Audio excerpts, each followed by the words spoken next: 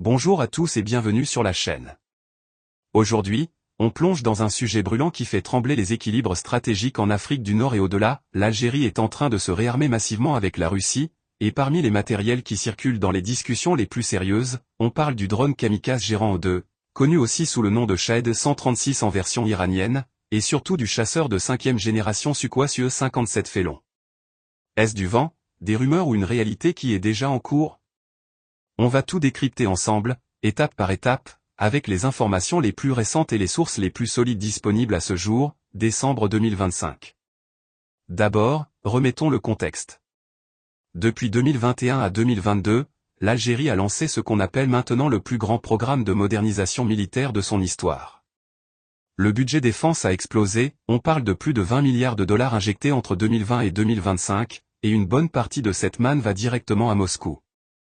La Russie reste le fournisseur numéro 1 de l'armée nationale populaire algérienne, avec environ 70 à 80% des équipements lourds qui viennent encore de là-bas, même si on voit une diversification timide vers la Chine et parfois l'Europe.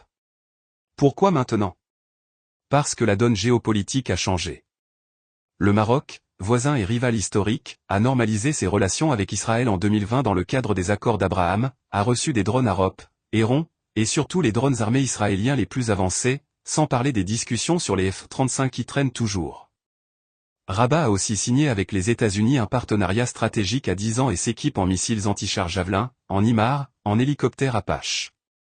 Bref, l'écart technologique se réduisait dangereusement pour Alger du point de vue algérien.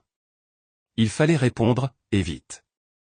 Première partie de la réponse algérienne, les drones. Depuis 2023, des sources crédibles, notamment le site spécialisé Mena Défense et des images satellites analysées par des experts indépendants, montrent que l'Algérie a reçu plusieurs dizaines, voire centaines de drones Geran-O2.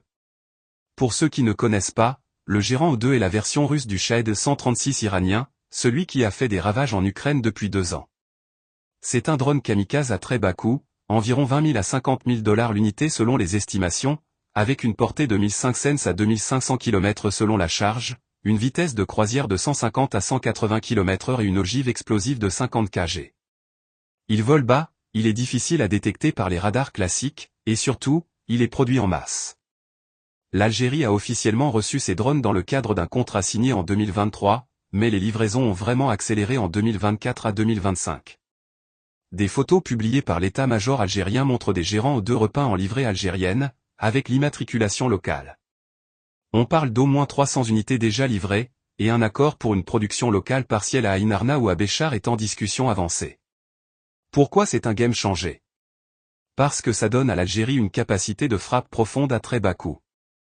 Imaginez des essaims de ces drones lancés depuis le sud du pays vers n'importe quelle cible au Maroc, voire plus loin. Les systèmes de défense anti-aérienne marocains, même avec les Barak MX israéliens et les Patriotes en discussion, auront du mal à tout intercepter quand ils arriveront par centaines. Deuxième gros morceau, et c'est là que ça devient vraiment sérieux, le Su-57. Le chasseur furtif russe de 5e génération. Pendant longtemps, on a dit que l'Algérie allait devenir le premier client export du Su-57. Les premières discussions datent de 2018 à 2019.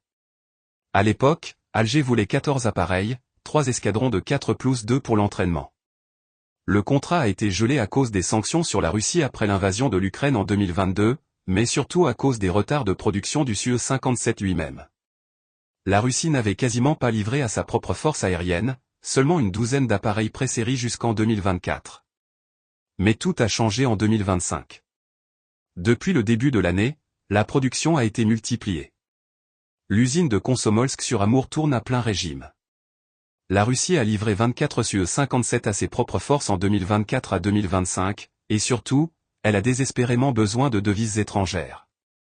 L'Algérie, avec ses réserves de gaz et de pétrole qui ont explosé grâce aux prix élevés de 2022 à 2024, a les moyens. Et surtout, elle paye en cash, sans passer par les circuits bancaires occidentaux, ce qui contourne partiellement les sanctions. Alors, où en est-on vraiment? Selon plusieurs sources concordantes, dont le magazine russe Voeno-Promyshleni Courier, l'agence TASS qui a publié un communiqué discret en septembre 2025, et des informations confirmées par le site algérien Mena Défense, un contrat ferme pour 14 Su-57E, la version export, a été signé en juin 2025 lors d'une visite discrète du ministre algérien de la Défense à Moscou. Le montant? On parle de 2 à 2,5 milliards de dollars pour les 14 appareils, avec armement, formation et soutien logistique. Les premiers appareils seraient déjà en cours de livraison. Des photos floues prises à l'aéroport de Boufarik en octobre 2025 montrent des caisses énormes avec le logo de Sukhoi, et des pilotes algériens ont été vus à plusieurs reprises à la base de Lipetsk en Russie pour formation sur Su-57 depuis 2024. On parle d'une première livraison de 4 appareils avant fin 2025, et le reste en 2026 à 2027. Qu'est-ce que ça change concrètement? Le Su-57, même s'il n'est pas au niveau du F-22 ou du F-35 en furtivité pure selon les experts occidentaux, reste un appareil extrêmement performant, super croisière, radar AESA N036 Bielka, capteurs infrarouges répartis, missiles hypersoniques R-37M à 300 km de portée, et surtout le missile RRKO-77M qui peut engager à plus de 200 km. Avec ça, l'Algérie passe d'une force aérienne basée sur des Su-30 MKA très performants mais de génération 4++ à une force capable de contester la supériorité aérienne dans toute la région. Et ce n'est pas tout. En parallèle, l'Algérie a commandé des systèmes S-400 supplémentaires, des Pantsir SM, des radars Voronezh en version mobile, et même des discussions sur le système A-135 ou des éléments de défense antimissiles. Bref, on assiste à la constitution d'un bouclier à 2 AD, anti-accès et déni de zone, sur tout l'ouest du pays. Maintenant, posons la question qui fâche, est-ce que tout ça est crédible? Oui, pour plusieurs raisons. D'abord, l'Algérie a les moyens financiers. Ses réserves de change sont remontées à plus de 80 milliards de dollars en 2025 grâce aux hydrocarbures. Ensuite, la Russie a un besoin vital de clients solvables. Et enfin, l'Algérie n'a pas le choix, face à un Maroc qui s'équipe à marche forcée avec l'aide américaine et israélienne, ne pas répondre serait accepter une infériorité stratégique durable. Mais il y a aussi des limites.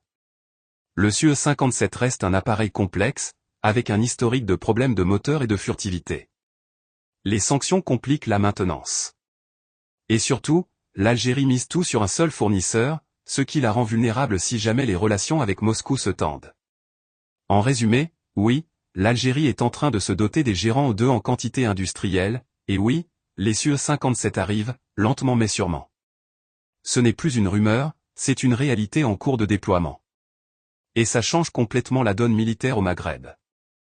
Le rapport de force qui penchait dangereusement vers le Maroc depuis 5 ans est en train de se rééquilibrer, voire de basculer à nouveau. Si vous voulez qu'on continue à suivre ce genre de sujet en profondeur, avec des analyses exclusives et des infos que vous ne trouverez nulle part ailleurs, abonnez-vous tout de suite à la chaîne, activez la cloche, c'est hyper important pour ne rien rater. On continue.